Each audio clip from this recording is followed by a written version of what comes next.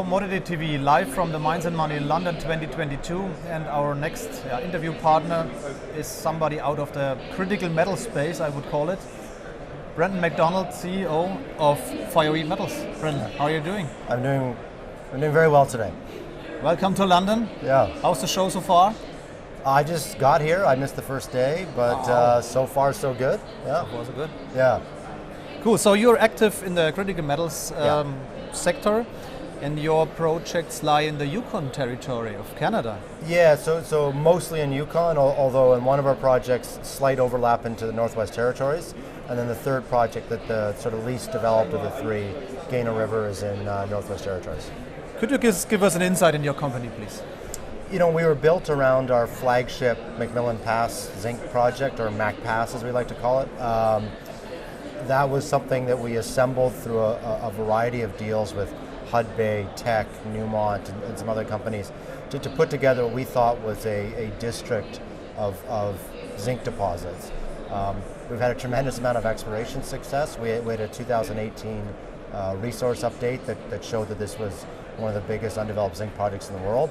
And then in 5 years of drilling since, we've taken it to the next level with some major new discoveries.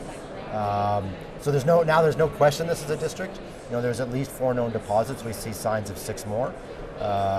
So it's, you know, we got a bit of the tiger by the tail, as they speak, with that one, which is what attracted Teck, you know, the world's 3rd largest zinc miner, to reinvest in us, and they own about just under 10% now.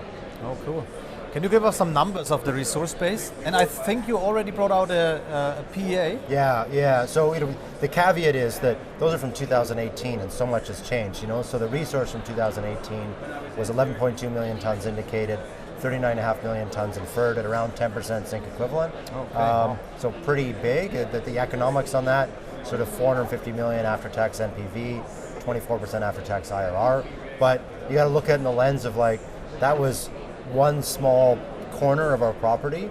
We've made all these discoveries along this trend since then, some of which we've had our best ever drill intersection was 2 weeks ago. We announced that.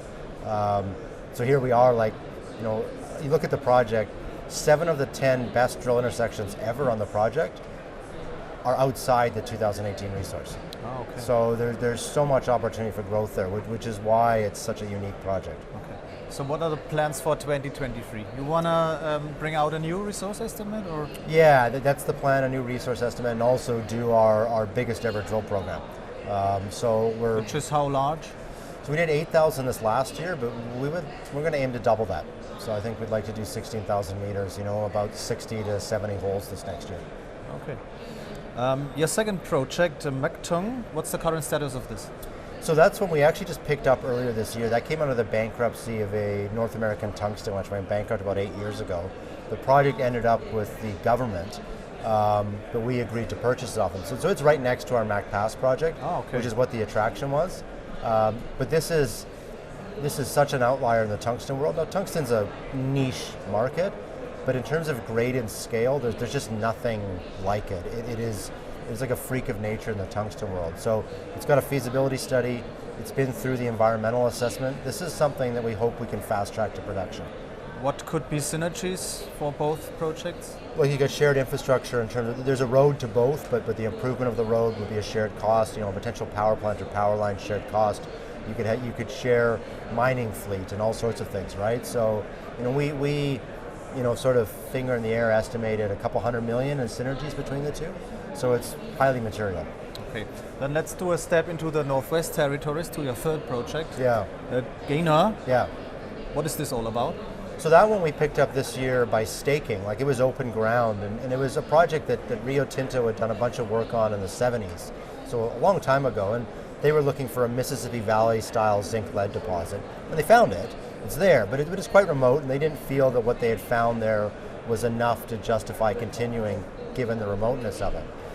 But you kind of fast forward to 2018, an academic, Elizabeth Turner out of Laurentian University, and Dr. David Broughton, who is, you know, chief geologist for Ivanhoe, they co-authored a paper comparing Gaynor River to Capucci, you know, which is Ivanhoe's you know, zinc deposit in the DRC, which is 12 million tons at 34% zinc. Like, it's a crazy, crazy deposit. And what they kind of highlighted was that everything Rio Tinto, if this style of deposit exists at Gaynor River, and the reason they highlight the comparison, because there's only 2 places in the world you see these Neoproterozoic reefs like this, that's Capuchin and Gaynor River. And so if a Capuchin-like deposit was there, nothing Rio Tinto did would have found it. They were looking in the wrong place for it.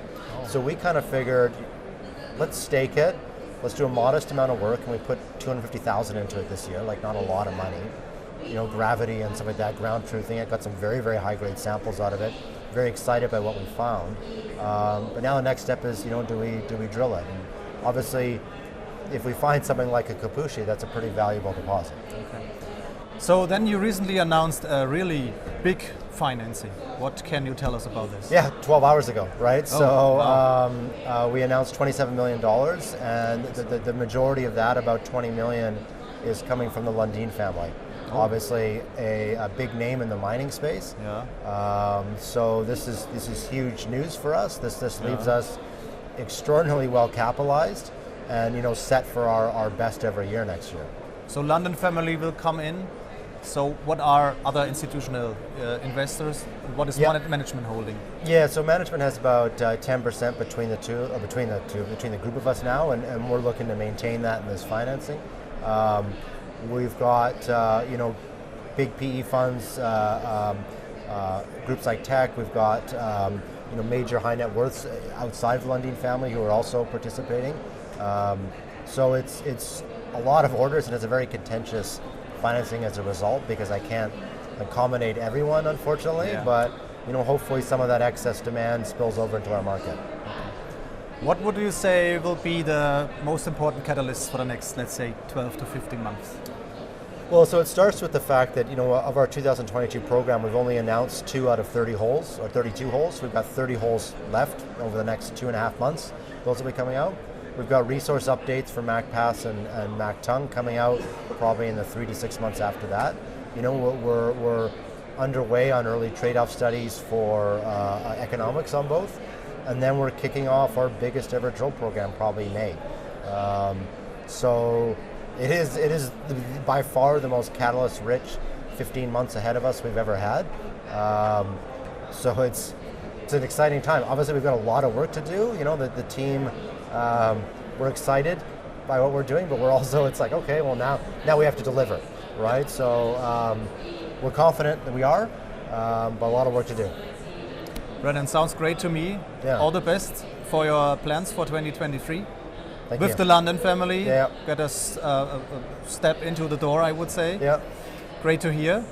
And yeah, thank you very much for this insight in your company. Thanks for hosting me. Thank you very much. So this was Brandon Macdonald, the CEO of Fireweed Metals, live from the Mines and Money in London. I would say check out this terrific company, do your own research, and bye-bye from London.